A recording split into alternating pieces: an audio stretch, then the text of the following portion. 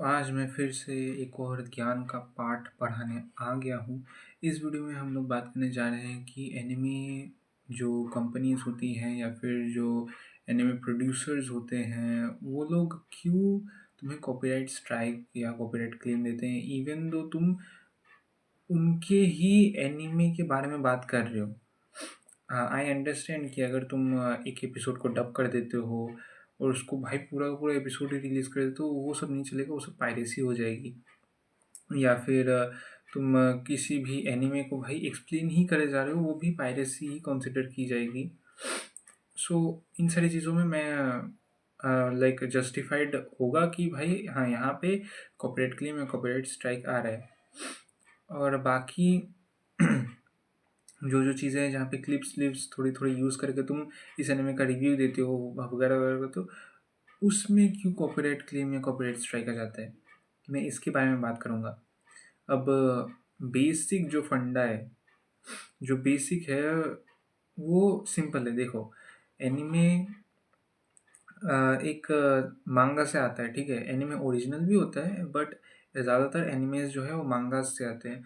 अब मांगास जो है ना, वो ऑथर्स बनाते हैं, एक सिंगल ऑथर बनाता है, वो अकेले स्टार्ट करता है, फिर वो एडिटर लाता है वगैरह-वगैरह, उसकी टीम फिर आ जाती है। वो खुद ही टीम लाइक अरेंज करता है, फिर धीरे-धीरे करके वो सालों साल मांगा पे काम करने के बाद वो मांगा जो है पॉपुलर होती है और फिर उसका एनीमे बनता है। तो अब इस एनीमे को अगर तुम लाइक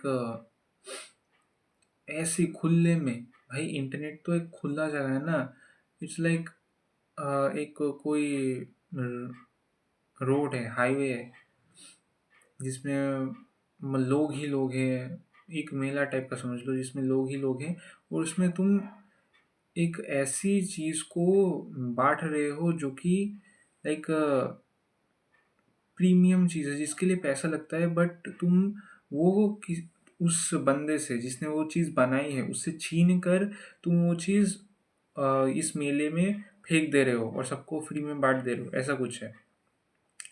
सो ये मैं नहीं बोल रहा हूँ, ठीक है? मेरा ये ओपिनियन है और जितना मैंने ऑब्ज़र्व किया है। अब ऐसा ही है ऑलमोस्ट, क्योंकि जो एनिमे के ऑथर्स हैं वो ऐसा ही समझते हैं कि ऑथर्स या फिर एनिमे स्टूडियोज़ वूडियोज़ वगैरह की वो लोग ऐसा ही समझते हैं कि ये बंदा अगर कोई वीडियो बना रहा है, अब देखो, वो हमारी लैंग्वेजेस नहीं समझते, ठीक है? सो अगर ऐसे वीडियोज़ अगर तुम बनाते हो जहाँ पे तुम पहले-पहले ही कोई वो क्या बोलते हैं उसे, क्या था, क्लिप्स क्लिप्स यूज़ करते हो या फिर कोई वीडियो यूज़ कर देते हो, तो वो लोग शायद दे देंगे, ठीक है? कॉपीराइट क्लेम या स्ट्राइक दे देंगे। और ये प्रोबेबल भी हो जाता है इवन मानवास और मांगास में भी, बिकॉज़ जैसा कि मैंने बोला, एनीमे तो भाई स्टूडियो बनाते हैं, मांगा मानवा तो भाई वो डायरेक्टली ऑथर से। सो इसी कारण से ये एक बेसिक रीज़न है, ठीक है? एक बेसिक रीज़न है। अब इसके बाद जो मेन लाइक और भी बहुत सारे रीज़न्स हैं, बट एनीमे जो है ना वो एक्सक्लूसिव चीज़ है, ठीक है? एनीमे मांगा वो मांगा तो भाई बहुत ही ज़्यादा एक्सक्लूसिव है। उसमें तुम्हें पता भी नहीं होगा कितना ज़्यादा पैसा लगता है एक मांगा को प्रिंट करने में, और एक मांगा का प्राइस कितना होता है भाई, बहुत ज़्यादा प्राइस होता है। अब महँगा का इतना प्राइस होना और फिर तुम उसे ही फ्री में बाँट दे रहे हो, उसके बारे में ही फ्री में बात कर रहे हो, ठीक है? सो अब तुम बोलोगे कि यार मैं तो बस ऐसे ही बातचीत कर रहा हूँ ना। अब बातचीत, वो लोग तुम्हारी लैंग्वेज नहीं समझ रहे, ठीक है? और उनकी जो कंपनी है ना वो बहुत ही ज़्यादा बड़ी-बड़ी कंपनीज़ हैं। सो वो तुम्हारे जैसे एक स्मॉल क्रिएटर, अब अगर हम बात करें व्यूक की, व्यूक या फिर लोगेनियन टाइप के क्रिएटर्स की बात, तो वो सुन लेंगे थोड़ा-मोड़ा। इवन उनकी बात भी सुनने में वो थोड़ा-सा टाइम लगता है। वो भी थोड़ा-सा हिचकिचाते हैं।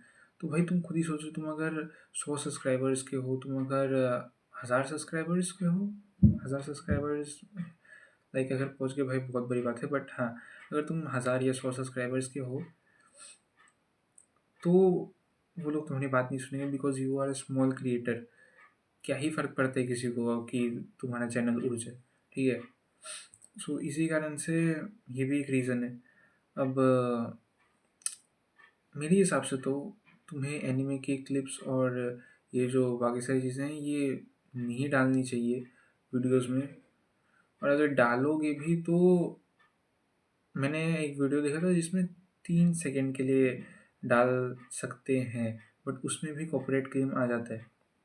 अब ये मुझे कैसे पता? ये मैंने लॉगिनियन की लाइव स्ट्रीम से पता चला मुझे कि उसका उनका एक लाइव स्ट्रीम था, Lord of the mysteries episode किस में जानी, एपिसोड 4 या फिर 5 के बाद एक लाइव स्ट्रीम हुआ था शायद। उसमें उन्होंने बताया था कि जितनी भी उनके वीडियोज़ हैं जिसमें एनिमे क्लिप्स यूज़ किए गए हैं, वो सारे के सारे वीडियोज़ कॉपीराइट क्लेम्ड हो चुके हैं या फिर वो हटा दिए चुके हैं, ठीक है? सो तुम सोच ही सकते हो कि कितना ज़्यादा रिस्की है एनिमे की क्लिप्स या वो सारी चीज़ें देना। इसी कारण से मैं बता रहा हूँ कि एनिमे क्लिप्स मत दो, मेरी तरह वीडियोज़ बनाना शुरू कर दो, अगर कर सकते हो तो। फेस कैम एंड अब तुम बोलोगे कि यार मैं तो भाई वॉइस ओवर करूँगा। सो वॉइस ओवर करने का कोई इतना सेंस नहीं बनता, बिकॉज़ तुम एनिमे चैनल से कितना ही कमा लोगे।